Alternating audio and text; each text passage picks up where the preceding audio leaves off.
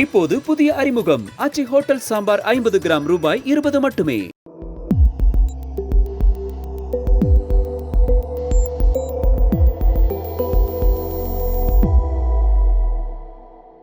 தமிழ் தடம் நேயர்களுக்கு வணக்கம். நம்மோடு உரையாட ஊடகவியலாளர் திரு கேப்ரியல் இணைந்திருக்காங்க. வாங்க பேசலாம். அதற்கு முன்பாக சப்ஸ்கிரைப் பண்ணா வீடியோ பார்த்துட்டு இருந்தீங்க அப்படின்னா சப்ஸ்கிரைப் பண்ணுங்க. தொடர்ந்து தமிழ் தடம் சேனலுக்கு உங்களுடைய ஆதரவு நீங்க கொடுங்க. வணக்கம். வணக்கம். திமுக கூட்டணிக்குள்ள ஒரே சலசலப்பா போயிட்டு இருக்கு. சிபிஎம் தொகுதி இன்னும் ஃபைனலைஸ் பண்ணாம இருக்காங்க. பிரச்சனை போயிட்டு இருக்கு. அவங்க அதிகமான சீட் கேட்கறாங்க, திமுக கொடுக்கல. அதே போல விசிகாவும் 10 சீட்டு வரை கேட்கறாங்க அப்படின்னு திரும்ப அவர்களே சொல்றாரு. அவ்வளவு தூரம் கிடைக்காது அப்படின்றதையும் இன்னைக்கு அவர் தெளிவுபடுத்தியிருக்காரு. அவ்வளவு சீட் நமக்கு கிடைக்காது, தொண்டர்கள் கிடைக்கிற சீட்டுக்கு ஏற்ற போல மைண்ட் செட்டுக்கு வாங்க அப்படின்னு ஒரு வீடியோ வெளியிட்டு தொண்டர்களையும் அந்த மைண்ட் செட்டுக்கு அவர் கொண்டு வராரு. ஸோ எல்லாருக்குமே சீட்டை குறைக்கிறாங்க அல்லது பெரிய சீட்டை கொடுக்காம திமுக ஒரு ஒரு ஒரு இடத்துல நிறுத்துறாங்க சில கட்சிகளை மட்டும். ஸோ எப்படி பாக்குறீங்க இதை?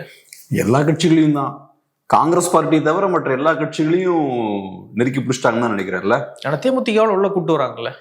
தேமுதிக இப்பதானே ஃபர்ஸ்ட் டைமா வராங்க. மற்றபடி கூட்டணியில இருந்த கட்சிகள்னு பார்த்தோம்னா காங்கிரஸ் பார்ட்டி நல்லா கவனிச்சிருக்காங்க. மற்றபடி ஏற்கனவே திமுகவோட பல ஆண்டுகள் பயணித்து பாஜகவை எதிர்த்து பாசிசத்தை எதிர்த்து திமுகவோட இருந்த கட்சிகளை தண்டிச்சிருக்காங்க. பாஜகவோட இருந்துகிட்டு திமுக கிட்ட வந்த கட்சிகள் எல்லாம் நல்லா கவனிப்பாங்கன்னு நினைக்கிறேன். ஏன்னா இப்ப நீங்க பார்த்தீங்கன்னா தேமுதிகவுக்கு எவ்வளவு சீட்ஸ்ன்றது இன்னும் சொல்லலை. ஃபர்ஸ்ட் அதெல்லாம் சொல்லியிருக்கணும். தேமுதிகவுக்கு இவ்வளவு சீட்ஸ்ன்னு முதல்ல ஃபைனலைஸ் பண்ணிட்டு அதுக்கப்புறம் மற்ற கூட்டணி பேச்சுவார்த்தைகள் நடத்தலாம்ல. அப்படி பண்ணா எல்லாரும் கேள்வி கேட்பாங்க. நேத்து தேமுதிகவுக்கு 10 சீட் கொடுக்குறீங்க, எங்களுக்கு 4 சீட்டு 5 சீட்டுன்றீங்கன்னு கேட்பாங்க. சோ திமுக ரொம்ப கவனமா என்ன பண்றாங்க, தேமுதிகவுக்கு எவ்வளவு கொடுப்போன்றதை சொல்லாம வச்சிருக்காங்க. ஏன் தேமுதிக இருந்து ஆரம்பிக்க கூடாதா? இன்ஃபேக்ட் அந்த சீட்ஸ் ஃபைனலைஸ் பண்ணிருப்பீங்களே ஏற்கனவே. பிரேமலதா அம்மையார் அவர்களோட பேச்சுவார்த்தை நடத்தி அந்த அம்மாவை கூட்டணிகளை கொண்டு வரீங்கன்னா சீட்ஸ் எவ்வளோன்றத பேசி ஃபைனலைஸ் பண்ணி தானே கூட்டிகிட்டே வந்திருப்பீங்க. அப்போ அதை ஓப்பனா சொல்ல வேண்டியதானே. ஆனா அதை சொல்லாம சைலண்டா வச்சிருக்காங்க. தேமுதிகவுக்கு எவ்வளவு சீட்டுன்றது சொல்ல மாட்டேங்கிறாங்க. மற்ற கட்சிகளுக்கு நெகோசியேட் பண்ணி டஃபா டீல் பண்றாங்க. ஸோ அந்த வகையில திமுகவை பொறுத்தளவுல யாரெல்லாம் திமுகவுக்கு விசுவாசமா இருந்தாங்களோ அவங்க எல்லாரையும் தண்டிக்கிறாங்க. யாரெல்லாம் பாஜகவோட நெருக்கமா இருந்தாங்களோ, அப்புறம் காங்கிரஸ் நேஷனல் பார்ட்டி, அவங்கெல்லாம் நல்லா கவனிச்சிருக்காங்க. குறிப்பா இப்ப விசிகேவும் பாதிக்கப்பட்டிருக்காங்க. இப்ப விசிகேவை பொறுத்தளவு எனக்கு ஆச்சரியமான விஷயம் என்னன்னா, இன்னும் கூட்டணி பேச்சுவார்த்தைகள் முடியல, சீட் ஷேரிங் இன்னும் ஃபைனலைஸ் ஆகல, பேச்சுவார்த்தைகள் நடந்துட்டு இருக்கு. இப்ப இந்த வீடியோவை ஏன் வெளியிடணும்? வீடியோவை வெளியிட்டு நமக்கு நிறைய சீட்ஸ் எல்லாம் கிடைக்கிற மாதிரி தெரியல, ரொம்ப வருத்தப்பட்டு ரொம்ப சோகமா நம்மளை முன்னேற்றணும் அப்படின்ற அக்கறைலாம் யாருக்கும் இல்லை. இந்த விஷயத்தெல்லாம் ஏன் இமோஷனலா இப்ப பேசணும்? அதுக்கான தேவை என்ன? இது தொண்டர்களுக்கு தெளிவுபடுத்துறாரு. தொண்டர்களுக்கு எதுக்கு தெளிவுபடுத்தணும்? தொண்டர்களை பொறுத்தளவுல தொண்டர்கள் 15 சீட்லாம் எதிர்பார்க்கல. தொண்டர்களுக்கு தெரியும் 6 சீட் கிடைக்கும், இல்லைன்னா 1 சீட் கம்மியாகிறதுக்கும் வாய்ப்பு இருக்கு. ரெண்டாவது, தொண்டர்களை நீங்க தெளிவுபடுத்தணும், கட்சிக்காரங்களுக்கு ஒரு தெளிவை கொடுக்கணும்னா மெயின் ஸ்ட்ரீம் மீடியால நீங்க பேச வேண்டிய அவசியம் இல்லை. உங்க கட்சிக்குள்ள இன்டர்னலா நீங்க கம்யூனிகேட் பண்ணணும். கட்சி நிர்வாகிகள் கிட்ட அதை சொன்னீங்கன்னா சரியா போயிடும். அதுக்கு எதுக்கு நீங்க ஒரு வீடியோவை ரிலீஸ் பண்ணி தமிழ்நாட்டு மக்கள் முழுக்க அதை சொல்லணும்னு அவசியம் இல்லையா? ஸோ இப்ப நீங்க சொல்றதுன்னா தொண்டர்களுக்கு ஒரு தகவலை கொண்டு போகணும். அது கட்சியோட இன்டர்னல் மேட்டர். அது இன்டர்னலா நீங்க கட்சிக்குள்ள கம்யூனிகேட் பண்ணிக்கலாமே. மெயின் ஸ்ட்ரீம் மீடியால 6 கோடி தமிழர்களுக்கும் அதை சொல்ல வேண்டிய அவசியம் இல்லையே. ஸோ இப்ப திருமாவளவன் அவர்கள் என்ன செய்ய முயற்சி பண்றாருன்னா, அவரு திமுக கிட்ட சாஃப்டா நெகோசியேட் பண்றாரு. இங்க பாருங்க, நான் ரொம்ப சோகமா இருக்கும், பெரிய வருத்தத்துல இருக்கும், நாங்க உங்களை பெருசா நெருக்கிலாம் சீட்டு கேட்கல, நீங்களா பார்த்து எங்களுக்கு கொஞ்சம் சீட்ஸை கொடுங்க, நாங்க சண்டையெல்லாம் போட போறது இல்ல, கொஞ்சம் சீட்ஸை நீங்க கொடுங்க, அதுக்கப்புறம் லைட்டா நம்மளை முன்னேற்றுவதற்கெல்லாம் யாரும் யோசிக்க மாட்டேங்கிறாங்க. அது யாரும் சொல்றாங்க? திமுகவை தான். இல்லை, எல்லாருமே சொல்றாரு அவரு, நம்ம வளரணும் அப்படின்னு யாருமே யோசிக்க மாட்டாங்க, நம்ம வீழணும்னு தான் யோசிக்கிறாங்க அப்படின்னு. அதிமுக பாஜக நீங்க வளரணும்னு யோசிக்க மாட்டாங்க, ஏன்னா அவங்க உங்களுக்கு எதிரணியில இருக்காங்க. அப்ப இது யாருக்கு அப்ளை ஆகும்? இது திமுகவுக்கு மட்டும்தான் அப்ளை ஆகும். ஸோ அதனால இந்த குறிப்பிட்ட காலகட்டத்தில் கூட்டணி பேச்சுவார்த்தைகள் போயிட்டு இருக்கும்போது ஒன்று சாஃப்டா நீங்க இந்த விஷயத்த சொல்றீங்க, ரொம்ப வருத்தத்துல நான் இருக்கேன் அப்படின்ற விஷயத்த பதிவு பண்றீங்க. அதுக்கப்புறம் நாங்க வளரணும்னு யாரும் நினைக்க மாட்டேங்கிறாங்க அப்படின்ற பாயிண்ட்லாம் சொல்றீங்க. ஸோ உங்களை வளர்க்கணும்னா யாரால வளர்க்க முடியும்? இப்போதைக்கு அதிமுகவும் பாஜக அதை பண்ண மாட்டாங்க, திமுக தான் அதை பண்ணணும். ஸோ அப்ப இது கிளியர் கட்டா திமுகவுக்கான செய்தி தான். இதுல வருத்தம் என்னன்னா, இப்ப உங்களுக்கு நிறைய சீட்ஸ் பண்ணி நீங்க நினைக்கிறீங்கன்னா அது உங்களோட உரிமை. நீங்க திமுகவோட இவ்வளவு நாள் பயணம் பண்ணிருக்கீங்க, திமுகவை ஜெயிக்க வைக்கிறதுக்கு நீங்க அவசியம். அப்படி இருக்கும்போது நிறைய சீட்ஸ் வேணும்ன்றது உங்களோட உரிமை, ஆட்சி அதிகாரத்துல பங்கு வேணும்ன்றது உங்களோட உரிமை. அதை நீங்க இப்படி சாஃப்டா திமுகவை கோவப்படுத்திட கூடாதுன்னு நினைச்சு ரொம்ப பக்குவமா பேசணும்னு அவசியமே இல்லை. அக்ரெசிவா தில்லா கேட்கலாம். அதை ஏன் இவ்வளவு தூரத்துக்கு திமுகவை நம்ம பகச்சிக்க கூடாது, திமுகவை கோவப்படுத்திடக்கூடாது? 4.5 வருஷமா திமுகவை கோவப்படுத்தாம தானே சார் இருந்தீங்க. நீங்களும் சரி, கம்யூனிஸ்டுகளும் சரி, காங்கிரஸும் சரி. சரி, காங்கிரஸ் கூட பரவாயில்ல, அவங்க என்னைக்குமே தமிழ் மக்கள் எல்லாம் பெருசா கண்டுக்க மாட்டாங்க, எலெக்ஷன் டைம்ல தான் பிஸி ஆவாங்க. ஆனா கம்யூனிஸ்டுகள்லாம் நினைச்சா அவங்க ஆக்டிவா இருந்திருக்கலாம். ஆனா திமுகவை கோவப்படுத்திட கூடாதுன்றதுக்காக அமைதியா இருந்திருக்காங்க. விசிகே நினைச்சா அரசியல் ரீதியா நிறைய செயல்பட்டு இருக்கலாம், ஆனா திமுகவை கோவப்படுத்திட கூடாதுன்றதுக்காக அமைதியா இருந்திருக்காங்க. இவ்வளவு விஷயம் நீங்க பண்ணதுக்கு அப்புறம் இப்ப எலெக்ஷன் கிட்ட வரும்போது நேத்தை விட உங்களுக்கு கம்மியான சீட்ஸ் தான் கொடுப்போம், நீங்க செஞ்ச இந்த சேவைக்கு உங்களை நாங்க தண்டிக்க போறோம் அப்படின்னு சொல்றாங்கன்னா ஏன் நீங்க இவ்வளவு சாஃப்டா டீல் பண்றீங்க? அப்ப உங்ககிட்ட எந்த ஆயுதமுமே இல்லை. திமுக கையில தான் எல்லாமே இருக்கு, அவங்களா நமக்கு கொஞ்சம் உதவுனா நல்லது அப்படின்ற இடத்துக்கு நீங்க வரீங்க. இது சிறிய கட்சிகளோட பலவீனத்தை காட்டுது. இப்ப உங்களுக்கு சீட்ஸ் வேணும்னா ஸ்ட்ராங்கா கேட்டுருங்க. இந்த வீடியோ போடுறதுக்கான நோக்கம் என்ன? இப்ப வீடியோ நீங்க போடுறதுக்கு முன்னாடியே திமுக உங்களுக்கு 5 சீட் தான் கொடுக்குறாங்கன்னு வச்சுக்கோம்.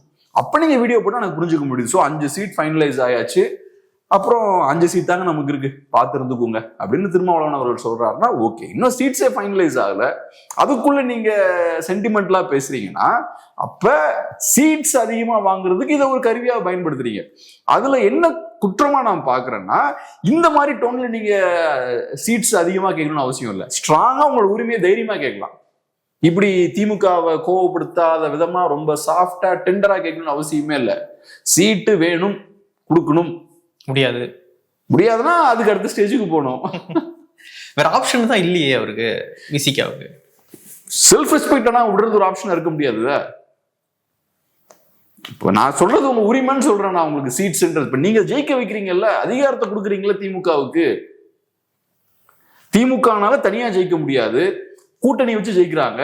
ஆனா கூட்டணி வச்சு ஜெயிக்கும் போது தனி மெஜாரிட்டி கிடைக்குது திமுகவுக்கு. அப்ப யாருக்கு அதிகமா உதவுறா? சிறிய கட்சிகள் தான் திமுக அதிகமா உதவுறாங்க. இவ்வளவு விஷயம் பண்ணதுக்கு அப்புறம் இன்னைக்கு சீட்ஸை கம்மி பண்றாங்கன்னா அப்ப நீங்க நிரந்தரமா இனி திமுகவை நம்பியே தான் இருக்க போறீங்க. அடுத்த எலெக்ஷன்ல 4 கொடுப்பாங்க, அதுக்கு அடுத்த எலெக்ஷன்ல 3 கொடுப்பாங்க. எம்டிஎம்கேவை எங்க கொண்டு வந்துட்டாங்க பாருங்க, அடுத்த எலெக்ஷன்ல எம்டிஎம்கே கிடைக்குமான்னு தெரியல எனக்கு. ஸோ அப்போ உங்களோட ஸ்டாண்ட் இதுதான். பரவாயில்ல, கிடைக்கிறது கிடைக்கட்டும், ஸ்லோவா கொஞ்சம் கொஞ்சமா கரைஞ்சு போவோம். இன்னைக்கே சண்டையை போட்டு டக்குன்னு மோதி காணாம போறதுக்கு கொஞ்சம் கொஞ்சமா ஸ்லோவா நம்ம கரைஞ்சு போயிடுவோம், கிடைக்கிற வரைக்கும் லாபம் அப்படின்ற மாதிரி நீங்க பாக்குறீங்க. அது எவ்வளவு பெரிய அவலம். அது உங்களோட இருப்பை தக்க வச்சுக்கிறதுக்கு நீங்க சண்டை போடணும்ல. முதல்ல நான் சண்டை போடுறதுக்கே ரெடியா இல்லை. என் கண்ணு முன்னாடி என்ன கொஞ்சம் கொஞ்சமா சுருக்குறாங்க. அவங்க 6 வாங்கிட்டு இருந்தேன்னா 5 ஆக்குறாங்க. நான் ரெசிஸ்டே பண்ண மாட்டேன். நான் எனக்கு ஏற்பட்ட மனவலிய வெளிப்படுத்துறது அரசியல். இது இப்போ ஒரு வீட்டுல ஒரு 4 பிரதர்ஸ் இருக்காங்க, அப்பா ஒரு 2 பேருக்கு ப்ராப்பர்ட்டி கம்மியா கொடுக்குறாரு அப்படின்னா மன வருத்தத்தை வெளிப்படுத்தலாம்.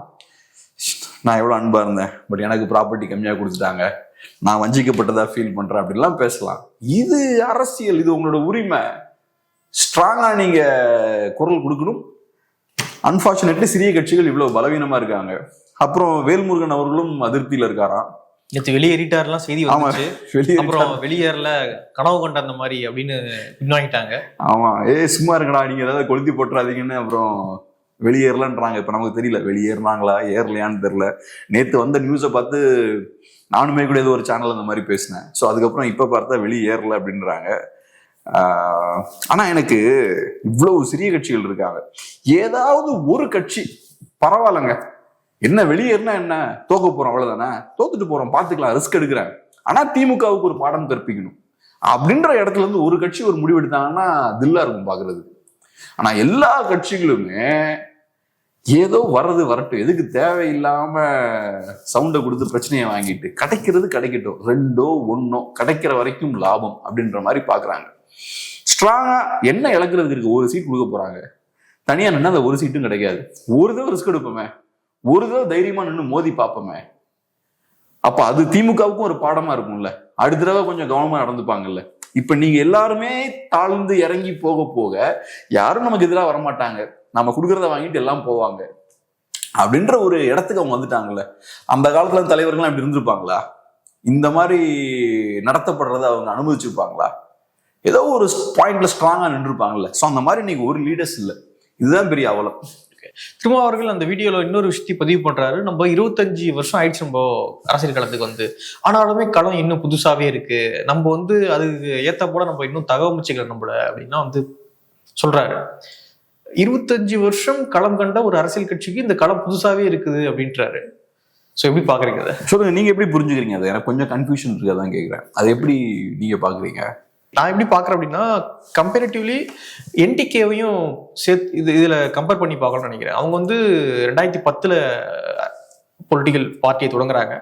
2016 தான் அவங்களுக்கு முதல் களம் அப்படின்னு பார்த்தா அவங்க 10 வருஷம் தான், ஒரு டிக்கெட் தான் வந்திருக்காங்க, 10 வருஷம் தான். அவங்க தனியா நின்று சமாளிச்சுட்டு இருக்காங்க. ஆனா அவங்க இந்த வார்த்தையை சொல்லல. ஆனா விசிகா அந்த வார்த்தையை பயன்படுத்துறாங்க, இந்த காலம் எனக்கு புதுசா இருக்கு அப்படின்னு. 25 வருஷம் பயணம் பண்ணிட்டாங்க, நிறைய பொறுப்புகள்லயும் இருந்துட்டாங்க, மக்கள் பிரதிநிதியா நிறைய பேர் வந்துட்டாங்க அந்த கட்சியில.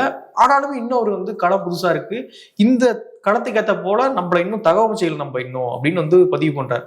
ஸோ அதான் புரிஞ்சுக்க முடியல அதை எப்படி. நான் எப்படி பாக்குறேன்னா, இப்ப ஃபர்ஸ்ட் டைமா நம்ம கண்டெஸ்ட் பண்ணணும்னு வச்சுப்போம், விசிகே முதல் முறையா தேர்தலில் போட்டிடுறாங்கன்னு வச்சுப்போம். அப்ப களம் புதுசா இருக்கும், எல்லாருக்குமே புதுசு. எனக்கும் அரசியல் புதுசு, களமும் எனக்கு புதுசா இருக்கும். அப்புறம் நீங்க 10 வருஷம் போட்டிட்டீங்கன்னா களம் ஓரளவுக்கு பழக்கப்பட்டுரும். அதுக்கப்புறம் நீங்களும் கொஞ்சம் வளர்ந்துருப்பீங்க, உங்களுக்கு ஒரு ஹோல்டு இருக்கும், கிரவுண்ட்ல உங்களுக்கு ஒரு பேஸ் இருக்கும்.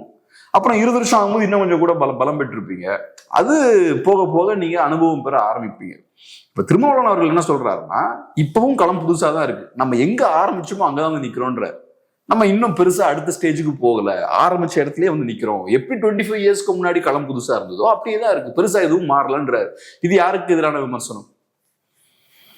திமுக. களத்தை மாத்தாம யார் கரெக்டா வச்சிருக்கிறது? 2 திராவிட கட்சிகளும் வச்சிருக்காங்கன்னு எடுத்துக்கலாம். 2 பேரும் தானே ஆட்சி பண்ணிருக்காங்க கடந்த 25 ஆண்டுகள்ல. சோ இன்னமும் ஒரு ஒடுக்கப்பட்ட மக்களுக்கான கட்சி மீண்டு வர முடியல. இன்னமும் களம் புதுசா தான் இருக்கு. 25 இயர்ஸ் ஆனதுக்கு அப்புறமும் ஒரு மாற்றமும் இல்லை, அன்னைக்கு மாதிரியே இன்னைக்கும் நம்ம இருக்கோம் அப்படின்ற ஒரு பாயிண்ட் அவர் சொல்றாரு. பட் இதை இன்னும் ஸ்ட்ராங்கா சொல்லியிருக்கலாம். இதையும் அவரு யாரையும் நம்ம சங்கடப்பட வச்சிடக்கூடாது, ரொம்ப கவனமா யாரையும் ஹர்ட் பண்ணாம பக்குவமா கருத்துக்களை முன்வைக்கிறாரு. இதான் எனக்கு வருத்தமா இருக்கு. இப்ப களம் இன்னைக்கும் புதுசா தான் இருக்குன்னா இது ஒரு அநீதி இல்ல. அநீதி அங்க நடக்கும்போது நீங்க கோபம் தானே படணும். அப்கோர்ஸ் நீங்க சொன்ன மாதிரி அவங்களுக்கு நிறைய பிரச்சனைகள்லாம் இருக்குது, எனக்கு புரியுது. பட் நம்ம இதை டீகோட் பண்ணுவோன்ற, அது இருக்கிறது அப்படின்னு நம்ம ஏத்துக்க வேண்டாம். திருமாவளவன் அவர்களோட கஷ்டங்களை நம்ம புரிஞ்சுப்போம்.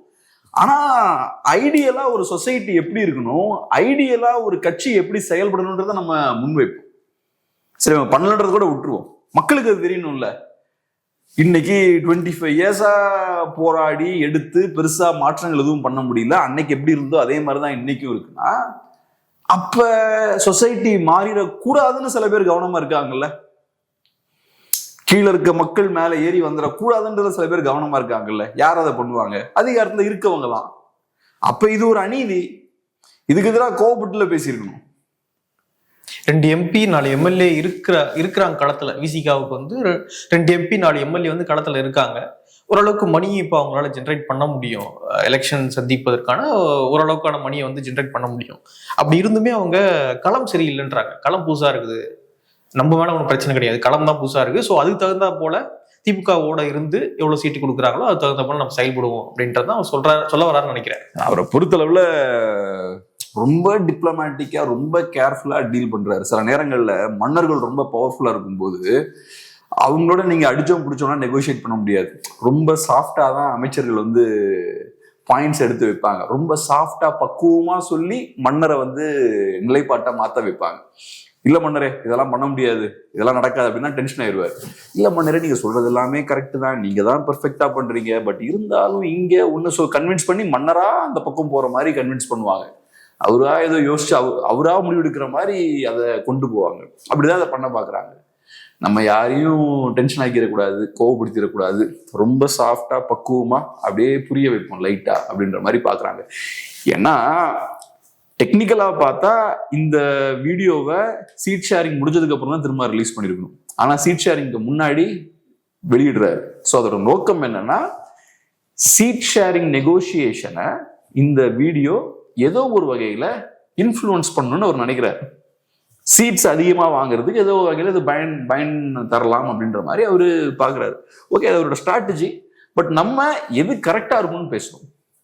மேபி நமக்கு இழக்கிறதுக்கு ஒண்ணுலாம் நம்ம இப்படி பேசலாமா இருக்கும். ஆனா ஒரு அநியாயம் நடக்குதுன்னா அதை ஸ்ட்ராங்கா கேட்கறது தான் கரெக்டா இருக்கும். நம்ம ப்ராக்டிக்கலா பார்க்கணும்னு அவசியம் கிடையாது. ஒரு அவங்க பாயிண்ட் ஆஃப் வியூல நம்ம ப்ராக்டிக்கலா பார்க்கணும்னு அவசியம் கிடையாது. நம்ம மக்கள் பாயிண்ட் ஆஃப் வியூல இருந்து நம்ம பார்க்கலாம். ஓகே. அதுக்கப்புறம் நேற்று ஒரு புதிய கூட்டணி ஒன்று உருவாயிருக்கு. ராமதாஸ் அவர்கள், வி.கே. சசிகலா அம்மையார் அவர்கள் இணைந்து ஒரு 5வது முனை கூட்டணி வந்து உருவாக்கியிருக்கோம் அப்படின்னு அவங்க சொல்றாங்க. ஸோ 234 தொகுதியிலையும் தனிச்சு போட்டியிட போறோம் நாங்க. அதாவது எங்க கூட்டணி வந்து போட்டியிட போகுது அப்படின்றாங்க. யாரு விரும்புறீங்களோ கூட்டணிக்குள்ள வரலாம் அப்படின்னு சொல்லியிருக்காங்க. ஸோ எப்படி பாக்குறீங்க அந்த கூட்டணியை? இம்பாக்ட் ஏற்படுத்துமா? அதான் இப்போ என்னன்னா, இந்த மாதிரி நிறைய அணிகள் வர வர திமுகவுக்கு நல்லதுதான். ஃபர்ஸ்ட் ஒரு 3 அணி இருந்தது. அதிமுக, திமுக, அப்புறம் என்டிகே இருந்தது. 3 அணி இருந்து 3 முனை போட்டியா இருந்தாலுமே அது அதிமுகவுக்கு சிக்கல் தான். சரி, அது பரவாயில்லன்னு டீல் பண்ணிட்டு இருந்தாங்க. அப்புறம் பார்த்தா 4வது இன்னொரு அணி இப்ப டிவிகே. அது போக இப்ப 5வது இன்னொரு அணி. போற போக்க பார்த்தா அதிமுகவை வீழ்த்தியே தீரணுன்றதுக்காக ஒரு 12 அணி இறக்கிடுவாங்க போல. நம்ம ரிஸ்க் எல்லாம் எடுக்க வேண்டாம், இறக்கிடுவோம். ஒரு 12-15 அணி இறக்கிடுவோம். ஓட்டை ஃபுல்லா உடைச்சு எப்படியாவது அதிமுகவை தோக்கடிச்சிடணும்னு பார்ப்பாங்கன்னு நினைக்கிறேன். புது புது அணிகளா வந்துகிட்டே இருக்காங்க. அதுல இப்ப கடைசியா உருவான அணிக்கான ஒரு தேவை என்னன்னு பார்த்தோம்னா, ராமதாஸ் அவர்களுக்கு ஸ்பேஸ் இல்லை. அன்பார்ச்சுனேட்லி அவருக்கு ஸ்பேஸ் இல்லை. திமுகவாலையும் அவரை உள்வாங்கிக்க முடியல. 2வது சசிகலா அவர்களை பொறுத்தளவுல அவங்களுக்கு இதுக்கு முன்னாடி ஸ்பேஸ் இல்லாம இருந்தது. டிடிவி அவர்கள் பொலிட்டிக்கல் ஆக்டிவ் ஆயிட்டாரு. அதிமுகவுக்குள்ளேயும் அந்த அம்மாவுக்கு போக முடியல, திமுக சைடும் அவங்களுக்கு போக முடியாது. ஸோ அப்ப அவங்களுக்கு ஸ்பேஸ் இல்லை. இப்ப டிடிவி அவர்கள் அதிமுக சைடு போனோடனையும் சசிகலா அவர்களுக்கு ஒரு ஸ்பேஸ் கிரியேட் ஆயிருச்சு. டிடிவி அவர்கள் விட்டுட்டு போன அந்த இடம் இருக்குல்ல, அதை கைப்பற்றுவதற்கான ஒரு வாய்ப்பு சசிகலா அவர்களுக்கு இப்ப உருவாயிருக்கு. ஸோ சசிகலா அவர்கள் உள்ள ஜம்ப் பண்றாங்க. ஸோ அதனால இப்ப இந்த 5வது அணி புதுசா உருவாயிருக்கு பாருங்க. இந்த 5வது அணியால யாருக்கு லாபம்னா திமுகவுக்கு லாபம். ஒண்ணு, பிஎம்கே ஓட்ட ஐயா ராமதாஸ் அவர்கள் உடைப்பாரு. 2வது தேவர் ஓட்டு அந்த பக்கம் போகாம பிரிச்சு வைக்கிறதுக்கு சசிகலா அவர்கள் பயன்படுவாங்க. இப்ப திமுகவோட நோக்கம் என்னன்னா, தேவர் கம்யூனிட்டி ஓட்ஸை நம்ம உள்ள கொண்டு வரணும் அப்படின்றதுதான். ஸோ அதனால தங்கத்தமிழ் செல்வன், அப்புறம் ஓபிஎஸ், இந்த மாதிரி நிறைய தலைவர்கள் உள்ள கொண்டு வந்திருக்காங்க. ஆனா சில பேருக்கு திமுகவுக்கு வர்றதுக்கு விருப்பம் இருக்க, திமுக நம்மளோட கட்சி கிடையாது, நம்ம எப்பவுமே அதிமுகவோட சில பேர் யோசிப்பாங்க. அப்ப அந்த ஓட்டை உடைக்கிறதுக்கு சசிகலா அவர்கள் கரெக்டா இருப்பாங்க. இங்க வர விருப்பம் இல்லாத ஓட்ஸை உடைச்சிடலாம்ல, தனியா கொண்டு போயிடலாம்ல. ஸோ அதுக்கும் ஒரு ஆப்ஷன் தேவை. திமுகன்ற தாண்டி தனியா அந்த ஓட்ஸை பிரிக்கிறதுக்கும் ஒரு ஆப்ஷனை வந்து கொண்டு வந்தாச்சு. தனியா பிரிச்சாலும் அது திமுகவுக்கு தான் நல்லது. ஸோ அதனால புதுசா இன்னொரு அணி இறங்கியிருக்காங்க. இந்த அணியும் அதிமுகவுக்கு சிக்கல் தான். இவங்களும் அதிமுக வாக்குகள், திமுக எதிர்ப்பு வாக்குகள் தான் இவங்களும் மோஸ்ட்லி குறி வைக்கிறாங்க. ஆனா பெரிய அளவுல வாக்குகளை உடைக்க முடியுமா? மக்களுடைய வாக்குகளை இவங்க கவருவாங்களா? எப்படி பாக்குறீங்க? 234 தொகுதியிலையும் போட்டிட்டு போறாங்கன்றாங்க. இதுக்கு என்னங்க பதில் நம்ம சொல்லிட்டு 234 கண்டஸ்ட் பண்ண போறோம் சொல்லிட்டாங்க. 234 தொகுதியிலையும் போட்டிட்டு போறோம். சிறிய லெவல்ல தான் வாக்கு உடைப்பாங்க. ரொம்ப ரொம்ப சிறிய லெவல்ல தான் வாக்கு உடைப்பாங்க. ஓகே. இந்த கேள்வியில் ஒன்றும், இந்த பதிலில் ஒன்றும் பெரிய சர்ப்ரைஸ் இருக்காதுன்னு நினைக்கிறேன். பட் அஃப்கோர்ஸ் வேற என்ன பண்ண முடியும் அவங்களால. சரி, அடுத்தது பார்த்தீங்கன்னா இபிஎஸ் அவர்கள் ப்ரெஸ்ல சொல்லும்பொழுது புதிய கட்சிகள் எதுவும் இப்போ எங்க கூட்டணிக்குள்ள வர வாய்ப்பு இல்லை அப்படின்ற மாதிரி பதிவு பண்றாரு. ஸோ எப்படி பாக்குறீங்க? இது ஒரு பின்னடைவு தான். எந்த கட்சி இல்லை ஆனாலும் என்னங்க சொல்லிட்டீங்க? இன்னொரு கட்சி இருக்குல்ல, இவரு கிருஷ்ணசாமி அவர்கள் இருக்காரு, புதிய தமிழகம் கட்சி இருக்கு. இப்ப நான் இந்த கட்சிகளை விட்டுருக்க கூடாதுங்க. இப்ப ஒண்ணு இபிஎஸ்க்கு என்ன சிக்கல்னா, பாமக 2ஆ உடைஞ்சது. ஆனா அது அவர் கட்டுப்பாட்டுல இல்லை, அவங்களுக்குள்ள ஏதோ சிக்கல் 2ஆ உடைஞ்சிருச்சு. ஸோ அதனால பாமக முழு ஃபோர்ஸோட அதிமுகல வந்து சேரல, அது ஒரு சிக்கல். பாமக கொஞ்சம் பலவீனப்பட்ட பாமக தான் அதிமுக வந்து சேர்ந்திருக்கு. 2வது டிஎம்டிகேவை நீங்க உள்ள கொண்டு வந்திருக்கணும். டிஎம்டிகே என்னைக்கும் திமுகவோட போகாத ஒரு கட்சி, அந்த கட்சியை கொண்டு வந்திருக்கணும், அது மிஸ் ஆயிடுச்சு. 3வது புதிய தமிழகம், அந்த கட்சியும் இங்க வந்திருக்க வேண்டிய கட்சி தான். நம்ம அன்னைக்கே பேசணும், திமுகவை பொறுத்தளவுல புதிய தமிழகம் அங்க போகாம இருக்கிறதுக்கான வேலைகளை அவங்க பண்ண முயற்சி பண்ணுவாங்க அப்படின்ற மாதிரி நம்ம சொன்னோம். ஏன்னா தனியா அவங்க போகாம இருந்தா அது திமுகவுக்கு நல்லது. ஸோ இந்த விஷயங்கள் எல்லாம் அதிமுக முறியடிச்சிருக்கணும். முடிஞ்ச அளவுக்கு பாமகவை ஒன்று சேர்க்கறதுக்கான வேலைகள் அவங்க பார்த்துருக்கலாம். அஃப்கோர்ஸ் ஆனால் அது ரொம்ப கஷ்டமான ஒரு காரியம். பட் ஓகே, அதை செஞ்சிருந்தாங்கன்னா அது ஒரு பெரிய வெற்றியா இருந்திருக்கும். தேமுதிகவை உள்ள கொண்டு வந்திருக்கலாம். அதே மாதிரி புதிய தமிழகத்தையும் உள்ள கொண்டு வந்திருக்கலாம். இந்த 3 ஃபேக்டர்ஸும் அதிமுகவுக்கு சாதகமா நடந்திருந்தா யோசிச்சு பாருங்க, ஒரு 1% 2% அதிகமா வந்திருக்கலாம்ல. அது பெரிய ஒரு டிசைடிங் ஃபேக்டரா இருந்திருக்கும்ல. நிறைய தொகுதியில பெரிய ஒரு டிசைடிங் ஃபேக்டரா இருந்திருக்கும். ஸோ அதனால புதிய தமிழகம் சிறிய கட்சி தான், ஓகே, வீக்கான ஒரு கட்சி தான், பெரிய மாற்றத்தை ஒன்றும் ஏற்படுத்திட முடியாது. பட் இந்த 3 ஃபேக்டர் சேரும்போது அதுல ஒரு ஃபேக்டராக இருக்கும்போது யோசிச்சு பாருங்க, ஒரு தாக்கத்தை சில பகுதிகளில் ஏற்படுத்தியிருக்கலாம். அதுவும் இல்லாம அதிமுக ஒன்றும் அப்படி பெரிய கூட்டணியா இன்னும் ஃபார்ம் ஆகல. இன்னும் கொஞ்சம் இடம் இருக்கு. புதிய தமிழகம் மாதிரியான கட்சியை உள்ள அகாமடேட் பண்றதுக்கான இடம் எனக்கு தெரிஞ்ச அதிமுகல இருக்கு. அப்ப முழுமையா அந்த ஆப்ஷனை யூஸ் பண்ணியிருந்திருக்கலாம். அது அங்க நடக்கல. ரெண்டாவது, அதிமுகவை பொறுத்தவரை நேத்து நம்ம பேசணும்னு நினைக்கிறேன்ல, இபிஎஸ் அவர்கள் இந்த மாதிரி டெல்லி போய் அமித்ஷா அவர்களை சந்திக்கும் போது அது இபிஎஸ் அவர்களை பலவீனமா காட்டுது. ஏன்னா கூட்டணி பேச்சுவார்த்தைகள்னு வரும்போது திமுக ஒரு குழு ஃபார்ம் பண்றாங்க, அந்த குழு பேச்சுவார்த்தை நடத்துறாங்க. அந்த குழு பேச்சுவார்த்தை முன்னேற்றம் இல்லாதல அப்படின்ற போது பிரச்சனைகள் வரும்போது கனிமொழி அவர்கள் டெல்லிக்கு அனுப்பி பேசுறாங்க. பட் ஸ்டாலின் அவர்கள் டைரக்டா டெல்லிக்கு போய் பேச்சுவார்த்தை நடத்தல. ஆனா இங்க இபிஎஸ் அவர்கள் ரெகுலரா அங்க போயிட்டு வந்துட்டு இருக்காரு.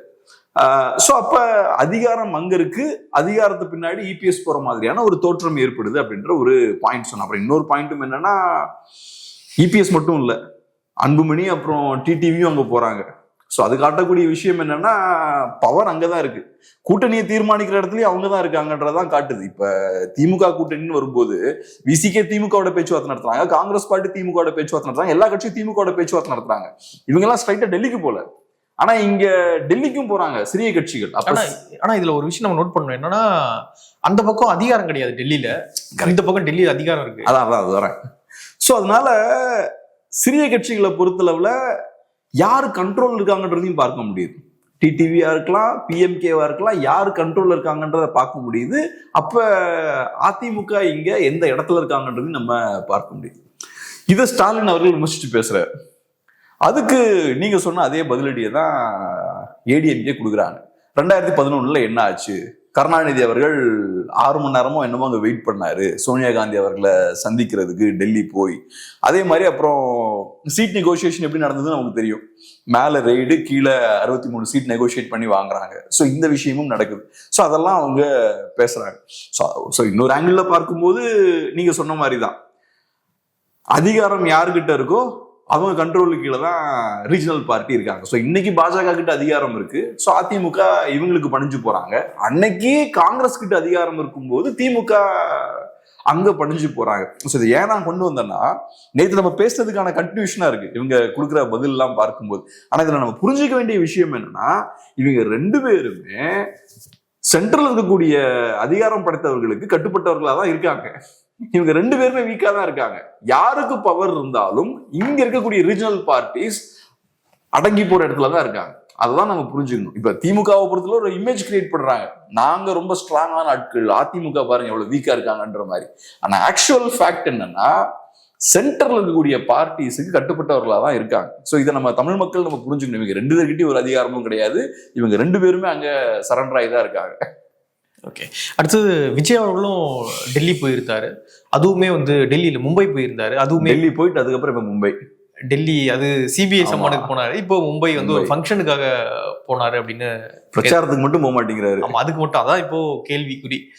எலெக்ஷன் நெருங்கிட்டு இருக்கு, இன்னும் ஒரு 30 நாள் தான் இருக்கு. இந்த சூழல டெல்லி மும்பைன்னு சுத்திக்கிட்டு இருக்காரு. சம்மன் கொடுத்தாரு, போனீங்க, ஓகே ரைட்டு. ஆனா அதை தாண்டி நீங்க பிரச்சாரத்துல கவனம் செலுத்தாம திமுக வீழ்த்துறதுல, தீய சக்தியை வீழ்த்துறதுல, அவங்களுடைய மொழியில தீய சக்தியை வீழ்த்துறதுல கவனம் செலுத்தாம சுத்திக்கிட்டு இருக்காரு இப்படி அப்படின்ற மாதிரியான. நம்ம எப்பவுமே விஜயை பத்தி நம்ம பேசிட்டோம்னா ஒரு 2-3 கமெண்ட் வருது. டேய், நீங்க இவ்வளவு விஜயை விமர்சிச்சாலும் கடைசியில விஜயை பத்தி பேசிதான் ஆகணும் நீங்க.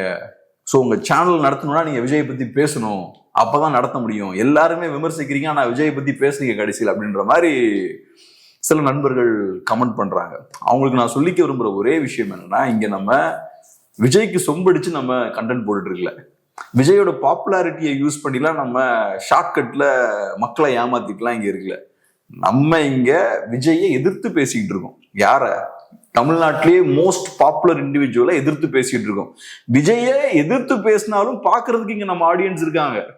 இங்க உட்காந்துட்டு விஜய் அப்படி பண்ணிட்டாரு, விஜய் எவ்வளவு பெரிய மாஸ், விஜய் பெரிய மீட்பர் இப்படின்லாம் பேசி ஆடியன்ஸை ஏமாத்தலைங்க. விஜயை எதிர்த்து பேசி அதையும் பாக்குறதுக்கு நம்ம ஆடியன்ஸ் ரெடியா இருக்காங்க. ஸோ இது விஜயோட பாப்புலாரிட்டியை வச்சுலாம் இங்க யாரும் வண்டியெல்லாம் ஓட்டிட்டு இருக்கல. இன்ஃபேக்ட் விஜயை விமர்சிச்சு நம்ம கண்டென்ட் போட்டுட்டு இருக்கோம். இதை நம்ம நண்பர்கள் புரிஞ்சுக்கணும். ஏன்னா ஒரு 3-4 மந்த்ஸாவே நம்ம விஜயை பத்தி பேசும்போதெல்லாம் ஒரு 4 பேர் இந்த மாதிரி கமெண்ட்டை போட்டுக்கிட்டே இருக்காங்க. இங்க ஒண்ணு விஜய்க்கு யாரும் இந்த சிங்சா தட்டிட்டுலாம் இங்க இல்லை. ஸோ நம்ம விஜயை விமர்சிச்சு பேசி அதுக்கப்புறமும் ஒரு ஆடியன்ஸை கிரியேட் பண்ணிருக்கோம். ஆதரிச்சு பேசினா இன்னும் ஆடியன்ஸ். ஆமா, ஆதரிச்சு பேசினா கிடைக்கும். இந்த விமர்சிச்சு பேச இப்ப நம்ம திட்டிட்டு இருக்கவங்களாம் தாராளமா வருவாங்க. ஆனா அதுக்கப்புறம் ஒரு இன்னொரு 6 மாசம் கழிச்சு நம்ம இருக்க மாட்டோம். 6 மாசம் இல்ல, இன்னும் ஒரு 2 மாசம் தான் ரிசல்ட் தான் தெரிஞ்சிடும். அதுக்கப்புறம் விஜயும் காணாம போயிருவாரு, இந்த ஆடியன்ஸும் காணாம போயிருவாங்க, கட்சியும் காணாம போயிருவாரு. ரைட்டு. நம்ம இதுக்கு முன்னாடி என்ன பண்ணோமோ அதையே பண்ணுவோம். சினிமா தியேட்டருக்கு போவோம், விசில் அடிப்போம், அதோட நிறுத்திப்போம். அரசியல்லாம் வேண்டாம்னு மொத்தமா கிளம்பிடுவாங்க இந்த கூட்டம்.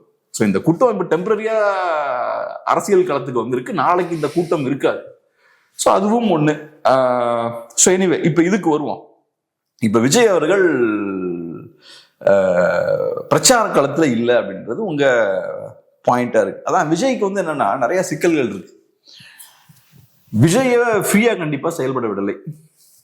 விஜய் ஃப்ரீயா செயல்பட்டா இன்னும் கொஞ்சம் கூட பெட்டரா பெர்ஃபார்ம் பண்ணிருக்கலாம். ஆனா இங்க விஜய்க்கு நிறைய பிரச்சனைகள் இருக்கு. ஸோ அந்த வகையில விஜயை கொஞ்சம் டவுன் சைஸ் பண்ணுவாங்க அப்படின்ற மாதிரி தான் நான் பாக்குறேன். இப்ப நம்ம ஏற்கனவே பார்த்திருக்கோம், பாஜகவை பொறுத்தளவுல அதிமுக பலவீனப்படுவது பாஜகவுக்கு நல்லது.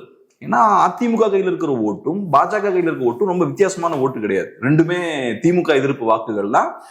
ஓரளவுக்கு எல்லாம் ஒரே டைப் ஆஃப் ஓட்ஸ் தான். அதனால மேபி அவங்க அதிமுகவை கொஞ்சம் பலவீனப்படுத்தணும்னு அவங்க கண்டிப்பா நினைக்கிறதுக்கு வாய்ப்புகள் இருக்கு. ஆனா விஜயை பொறுத்தளவுல விஜய் பலம் பெறுவதை அவங்க விரும்ப மாட்டாங்க. ஏன்னா அதிமுக விட்டு செல்லக்கூடிய அந்த ஸ்பேஸ் இருக்குல்ல, அதை பாஜக தான் கைப்பற்றணும்னு நினைப்பாங்க. அந்த இடத்துல விஜய் நுழைஞ்சாருன்னா அதை அவங்க ரசிக்க மாட்டாங்க. சோ விஜய் பலம் பெறுவதை எக்காரணம் கொண்டும் பாஜக விரும்ப மாட்டாங்க. அதிமுக பலவீனப்பட்டா ஓகே, நமக்கு நல்லது. ஆனா அந்த இடத்துக்கு நாங்க வரணும், அந்த ஓட்ஸ் எங்க கிட்ட வரணும். இன்னொரு திமுக எதிர்ப்பு கட்சியான தாவேகா கிட்ட அது பேரக்கூடாது. இப்ப என்டிகேவை நீங்க ரொம்ப பிடிச்சி நெருக்க முடியாது. ஏன்னா என்டிகேவுக்கு ஸ்ட்ராங்கான கேடர் பேஸ் இருக்கு. ஆனா விஜய் அப்படி கிடையாது, ரசிகர்கள் தான் எல்லாம். சோ அதனால விஜய ஃப்ரீயா விட மாட்டாங்க. இந்த எலெக்ஷன்லயும் சரி, அதுக்கப்புறம் அவர் இருந்தாருன்னா அதுக்கப்புறமும் விஜய ஃப்ரீயா செயல்பட விட மாட்டாங்க. ஸோ அதனால விஜய்க்கு டஃபா தான் இருக்கும். விஜய் நினைச்ச மாதிரி ஸ்மூத்தா வண்டி போயிருந்ததுன்னா கொஞ்சம் பெட்டரா பெர்ஃபார்ம் பண்ணியிருப்பார். ஆனா விஜய ஸ்குவீஸ் பண்றாங்க. ஏதோ அவருக்கு நிறைய சிக்கல்கள்லாம் இருக்கு. எலெக்ஷன் கிட்ட வந்ததுக்கு அப்புறமும் பெருசா பெர்ஃபார்ம் பண்ண முடியல. இதுல பாதி பிரச்சனையே அவரே ஏற்படுத்திக்கிட்டது. ஒழுங்கா மொபைலைஸ்லாம் பண்ணாம, விவரம் தெரியாம, கண்மூடித்தனமா காரியங்களை நகர்த்தி பிரச்சனைகள் அவரே விலைக்கு வாங்கினாரு. மீதி பாதி பிரச்சனை பார்த்தா சுத்தி இருக்கவங்க அவர் கொடுக்குறாங்க. அவரால் பாதிப்பு ஏற்படும்ல, அந்த ஆட்கள் கொடுக்குறாங்க. இப்போ விஜய் வந்து வெளியே வர விரும்புறாரு, விஜய் பிரச்சாரம் பண்ண விரும்புறாரு திமுக எதிராக. ஆனா வேறு சில அழுத்தங்கள் காரணமாக அவர் அது பண்ண மாட்டாருன்னு நினைக்கிறீங்க? இருக்கும்னு நினைக்கிறேன், கண்டிப்பா இருக்கும்னு நினைக்கிறேன். இப்போ ஒன்றும் இல்லைங்க, அவருக்கு இவ்வளவு பிரச்சனைகள் இருந்தாலே வெளில வர முடியாதுல்ல. ஒரு சைட்ல சிபிஐ விசாரணை போயிட்டு இருக்கு, இன்னொரு சைட்ல அவர் ரோட் ஷோ எல்லாம் பண்ண முடியாது. அப்போ அவர் வேற என்ன பண்ண முடியும்? அவருக்கு என்ன ஆப்ஷன்ஸ் இருக்கு? போராட்டங்கள்லாம் நடத்த தெரியாது. ஆனா போராட்டங்களுக்குலாம் நீங்க வந்தீங்கன்னா நீங்க சினிமா ஸ்டாரா இருக்க முடியாது, நீங்க ஒரு ஆக்டிவிஸ்டா இருக்கணும். அரசியல்வாதிக்கு அது பிரச்சனை இல்லை. ஸ்டாலின் அவர்கள் எதிர்கட்சி தலைவராக இருக்கும்போது கையெல்லாம் மடிச்சு விட்டுட்டு களத்துக்கு வந்துருவாரு.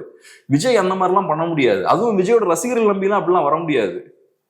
எப்படி விஜய் போராட வராருன்னு வச்சுப்போம், ஒரு போராட்ட களம் இருக்கு, ஒரு பிரச்சனை ஓடிட்டு இருக்கு, விஜய் வராரு, எப்படி வருவாருன்னு நினைக்கிறீங்க? சுத்தி 15 பவுன்சர்ஸ் 30 பவுன்சர்ஸ், அதை சுத்தி போராட்டம் நடக்குமா? யோசிச்சு பாருங்க, நினைச்சாலே காமெடியா இருக்கு. ஸோ அதனால விஜய்க்கு கிரவுண்டுக்கு வந்து போராட முடியாது. அப்ப வேற என்னதான் பண்ணுவாரு? பொதுக்கூட்டங்கள் போடலாம், அது ஒண்ணுதான் ஆப்ஷன். இப்ப எலெக்ஷனுக்கு இன்னும் 30 நாள் இருக்கா? ஸோ அப்ப 30 நாள் வரிசையா போட்டுட்டு இருக்க முடியாது. மேபி கொஞ்சம் மீட்டிங் ஏதாவது ஆர்கனைஸ் பண்ணலாம். அதை தாண்டி அவருக்கு பெரிய ஆப்ஷன்ஸ் இல்லை. பொதுக்கூட்டமும் பெருசா போட முடியாது, சின்ன லெவல்ல தான் நீங்க போடணும். சின்ன லெவல் பொதுக்கூட்டங்கள்லாம் போடும்போது உங்களோட இமேஜ் தான் டேமேஜ் ஆகுது. விஜய் ரசிகர்கள் எதிர்பார்க்கறது என்னன்னா, அப்படியே கடலென்ன திரண்டு மக்கள் வரணும், நெரிசல் பயங்கரமா இருக்கணும், பாடுறா என்ன மாதிரி எங்க தலைவரை பார்த்து எல்லாம் டென்ஷன் ஆகுறாங்க. மைக்கேல் ஜாக்சன் வீடியோஸ்லாம் பார்த்தா இருக்கும், அப்படியே ஃபேன்ஸ் எல்லாம் அப்படியே மயங்கி விடுவாங்க. அதுதான் பாக்குறது விஜய் ரசிகர்களுக்கு பிடிக்கும். இங்க பார்த்தா ஃபுல்லா கண்ட்ரோல் பண்ணி 5000 பேர் 1000 பேர் உட்கார வைக்கிறாங்க. அதெல்லாம் பாஸ் எல்லாம் கொடுத்து உள்ள வர வைக்கிறாங்க. அதை பார்க்கும்போது விஜய் ரசிகர்களுக்கே டிமோட்டிவேட் ஆயிரும். என்ன நம்ம தலைவரோட மாஸ் பெருசா இல்லையேன்னு ஆகி போயிடும். அந்த மாதிரியான சின்ன சின்ன ஈவெண்ட்ஸ் நிறைய பண்றதுக்கு விஜயுமே தயங்குவார். ஸோ அதனாலதான் ஆஃப் லைட் அவர் பண்ணக்கூடிய அந்த நிகழ்வுகள்லாம் பெருசா பலன் தர மாட்டேங்குது. அப்புறம் இன்னொரு முக்கியமான விஷயம் என்னன்னா, எலெக்ஷன் கிட்ட வரும்போது உங்களுக்கு வேற சில வேலைகளும் இருக்கும். நிர்வாகம் சார்ந்து வேட்பாளர்கள்லாம் நீங்க தேர்வு பண்ண வேண்டியிருக்கும். இப்ப அந்த வேலையும் பண்ணிட்டு இருக்காருன்றாங்க. இன்னைக்கு ஏதோ கிட்டத்தட்ட ஒரு 80-100 பேர்கிட்ட முடிச்சுட்டாங்க. இன்னைக்கு 50ன்னு போட்டிருந்தாங்க. இதுக்கு முன்னாடி கொஞ்சம் பேர் பண்ணிருப்பாங்க போல. ஸோ ஒரு ஏறக்குறைய ஒரு 100 பேர் அவர் ஃபைனலைஸ் பண்ணிருக்காருன்னு சொல்றாங்க. ஸோ அதெல்லாம் பெரிய சிக்கல் இருக்கு. ஏன்னா இதெல்லாம் பாத்தீங்கன்னா சில நேரங்களில் பிரச்சனையில கொண்டு போய் விட்டுரும். அதெல்லாம் நிறைய பணம் இன்வால்வ் ஆகும், நிறைய உள்கட்சி அரசியல் நிறைய இன்வால்வ் ஆகும். ஸோ சில நேரங்கள்ல இதெல்லாம் கவனமா டீல் பண்றோம்னா படால்னு பிரச்சனைகள்லாம் முடிஞ்சிடும். ஸோ இதையும் அவர் பார்த்துக்கணும், கேம்பெயினுக்கும் அவர் போகணும். இப்ப ஸ்டாலின் அவர்களுக்குலாம் இந்த பிரச்சனை எல்லாம் கிடையாது. அதுக்கு ஒரு பெரிய சிஸ்டம் இருக்கு, அது பாட்டுக்கு அது நடந்துகிட்டே இருக்கும். ஆனா விஜய்க்கு அப்படி கிடையாது. சிஸ்டம் இருக்கு, அது பாட்டுக்கு நடந்துகிட்டே இருக்கும்னா கரூர் சம்பவம் மாதிரி நடந்து போயிடும். எங்கேயாவது கொண்டு போய் குள்ள தள்ளிடுவாங்க. அதே மாதிரிதான் இங்கேயும் நீங்க விட்டீங்கன்னா இங்கெல்லாம் பெரிய பெரிய பிரச்சனைகள் வெடிக்கிறதுக்கான வாய்ப்பு இருக்கு. உங்க பேர்லாம் கெட்டு போயிடும், தப்பான நியூஸ்லாம் வெளியே வந்துச்சுன்னா பெருசா டேமேஜ் ஆயிரும். 234 இண்டிவிஜுவல்ஸை நீங்க செலக்ட் பண்ணணும், நிறைய போட்டி இருக்கும், நிறைய பேர் பணத்தை இன்வெஸ்ட் பண்ண வேண்டிய தேவை இருக்கும், பணம் இன்வால்வ் ஆகும். ஸோ அதெல்லாம் சிக்கலான வேலை தான். ஸோ அப்போ கேம்பெயினும் பண்ணணும், நிர்வாகம் சார்ந்த சில வேலைகளும் உங்களுக்கு இருக்கும், கேம்பெயின் பண்றதுலயும் உங்களுக்கு நிறைய தடைகள் இருக்கு. ஸோ இவ்வளோ விஷயத்தையும் விஜய் டீல் பண்ண வேண்டியது இருக்கு. விஜய் கிட்ட சிக்கல் என்னன்னா, அவர்கிட்ட பெரிய ஆர்கனைசேஷன் இல்லை. திமுக ஒரு ஆர்கனைசேஷன், அதிமுக ஒரு ஆர்கனைசேஷன், என்டிகே ஓரளவுக்கு ஒரு ஆர்கனைசேஷன், பிஜேபி ஓரளவுக்கு ஒரு ஆர்கனைசேஷன் தான். ஆனா டிவிக்கே ஒரு ஆர்கனைசேஷனா இல்லை, ஒரு அமைப்பா இல்லை, ஒரு இண்டிவிஜுவலை சார்ந்திருக்கு. அப்ப ஏகப்பட்ட குழப்பங்கள் இருக்கு. சரி ஏதோ ஒண்ணு பண்ணிட்டு போறாங்கன்னு விட்டா வேற பிரச்சனையே வரும். ஸோ அப்ப ஏதோ ஒரு இடத்துல விஜய் அதை நடக்கிறதெல்லாம் ஓவர்சீ பண்ண வேண்டிய தேவையும் இருக்கு, அவரோட மேற்பார்வையில நடக்க வேண்டிய தேவையும் இருக்கு. ஸோ இவ்வளவுத்தையும் டீல் பண்ணோம். ஓகே, இப்போ விஜயால வெளியே வந்து ஃப்ரீயா பிரச்சாரம் பண்ண முடியாது. கூட்டணியும் இவனை நம்பி யாருமே கூட்டணியும் வரல, கூட்டணியும் பெருசா ஒன்றும் இல்லை, தனியாக தான் போட்டிடுறாங்க. இன்னொரு விஷயம் என்ன அப்படின்னா, விஜய் அவர்கள் களத்திலே அதாவது வேட்பாளராக இறங்கவே மாட்டார் அப்படின்னு ஒரு விஷயம் சொல்லப்படுது. இப்படி எதுவுமே பண்ணாத பொழுது என்ன பர்ஃபார்ம் பண்ணும் டிவிக்கு? விஜய்க்கு ஒரு இமேஜ் இருக்குங்க. என்னோட நம்பிக்கை என்னன்னா, இன்னமும் ஒரு மினிமம் 5% வாங்குவார்னு நினைக்கிறேன். மினிமம் 5, மேக்ஸிமம் 10 வாங்குவார்னு நினைக்கிறேன்.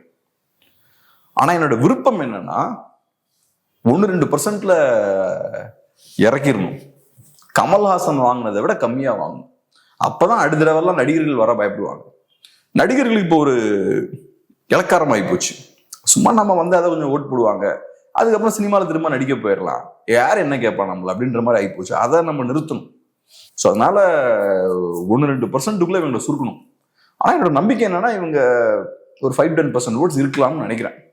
ஏன்னா நம்ம இங்க சிட்டியில் உட்காந்து பேசிட்டு இருக்கோம், கிராமத்துலலாம் என்ன மாதிரி சூழல் இருக்குன்னு நமக்கு தெரியல, அவங்க ஒரு ஸ்டாரை எப்படி பாக்குறாங்கன்னு தெரியல. ஏன்னா இப்ப நான் ஒரு 30+ இயர்ஸ் எனக்கு வயசு, இப்ப என் ஃப்ரெண்ட் சர்க்கிள் வேற, நான் இருக்கக்கூடிய ப்ரொஃபஷன் வேற, என் கூட இருக்கக்கூடிய ஆட்கள்லாம் வேற. இப்ப இவங்க விஜயை பார்க்குற விதம் வேற. ஆனா இப்ப நான் ஊர்ல இருக்கும்போது, ஸ்கூல்ல காலேஜ்ல படிக்கும்போது, அப்ப என் கூட இருந்த ஃப்ரெண்ட்ஸ் எல்லாம் அவங்களோட பார்வை வேற, அவங்க எல்லாம் விஜயை பார்த்த விதம் வேற, அஜித்தை பார்த்த விதம் வேற. ஸோ நான் இப்ப இந்த இடத்துல இருக்கிறனால எல்லாருமே என்ன மாதிரி யோசிப்பாங்கன்னு நினைச்சுக்க முடியாது, என்ன சுத்தி இருக்கவங்கள மாதிரி என்ன மாதிரி எல்லாரும் யோசிப்பாங்கன்னு நினைச்சுக்க முடியாது. ஸோ என் ஃப்ரெண்ட்ஸ் இப்ப அதான் யோசிப்பா, இப்ப அந்த மாதிரி ஆட்கள் இன்னும் இருப்பாங்கல்ல.